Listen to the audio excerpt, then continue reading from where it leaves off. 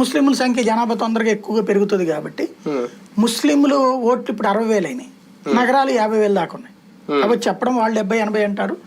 But అక్కడ ఏంటంటే తెలుగుదేశం జనసేన పొత్తు కారణంగా దాన్ని జనసేనకి ఇచ్చే అవకాశం ఉంది.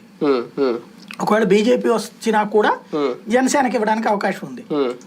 కమ్యూనిస్టులు వస్తే కొత్త పోటీ ఉంటుంది, ఐదరు కమ్యూనిస్ట్ ఆర్ జనసేన అన్నట్టు. జనసేన తరపున పోతిన మహేష్ నగరాలు, అక్కడ నగరాలకి ఈయన రాయన భాగ్యలక్ష్మికి ఆల్రెడీ మేయర్ ఇచ్చాడు కదా, అదొకటే ఉంటున్నాడే కదా.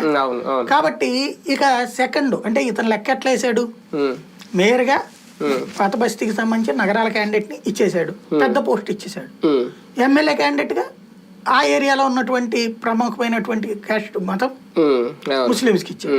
అంటే నగరాల్లో సగం ఓట్లు వేసుకున్నా, ఇటు పక్కన పోతిన మహేష్ రెడ్డి పోటీ చేస్తే నగరాల్లో సగం ఓట్లు ఇటు వేసుకున్నా, ముస్లిం ఓట్లు కలిస్తే గెలుపు వచ్చేసినట్టే కదా. ప్లస్ వెల్లంపల్లి అక్కడ బాగా రాష్ట్రం మొత్తం మీద నాకు తెలిసి అంటే విజయవాడ మొత్తం మీద హైయెస్ట్ డెవలప్మెంట్ యాక్టివిటీ చేసుకున్నాడు వెల్లంపల్లి శ్రీనివాస్. ఎందుకంటే మా చిన్నప్పటి నుంచి చూస్తున్నాం, చిట్టినగర్ దగ్గర నుంచి ఆ రోడ్డు ఎన్నిసార్లు గుంటలు పడుద్ది, ఎన్నిసార్లు ఊడిపోద్దు.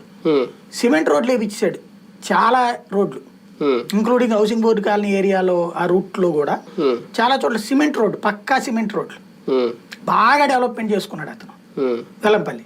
అది పనికి వస్తుంది కదా అక్కడ. ఆ విధంగా చాలా పెద్ద ఎత్తున నడిచింది.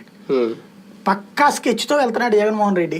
ముందుగా ఏ కుల సమీకరణాలు ఏంటి అన్నటువంటిది ఫలిస్తుందా లేదా అన్నటువంటి జనం చెప్పాలి. మల్లాది విష్ణు లాంటి లీడర్లని వదులుకోవడం వైసీపీకి కరెక్టేనా ఇప్పుడున్న పరిస్థితులు? అతను వెళ్ళట్లేదు కదా ఎక్కడికి, వెళ్ళట్లేదు.